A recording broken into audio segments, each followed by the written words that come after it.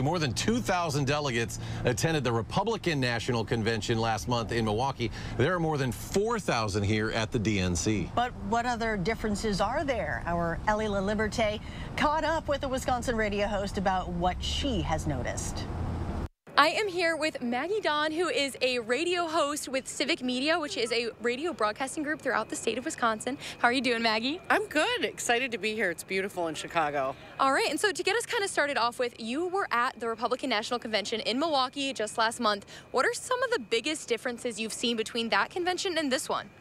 The first thing that popped out to me was just overall vibe. The excitement level here at the DNC is really palpable. Even when you're here during some of these more quiet times, which is in the early morning and mid-afternoon to mid-afternoon, people are still jazzed. When I was visiting the RNC as well, the mood there seemed to be a little bit more restrained, a little bit more downer, if you will. So the first one is just the mood and the vibe.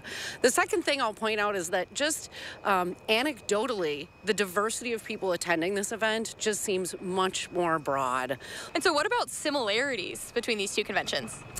I think, the formality of the process of what these parties are doing for their nominating process, to announce their platforms, the meeting of the state delegates, that is all part of the pomp and circumstance. And the pomp and circumstance itself is a similarity between the two. And so both of these conventions are pretty close to home, if not in home, for Wisconsinites. What does that mean for the voters in the state?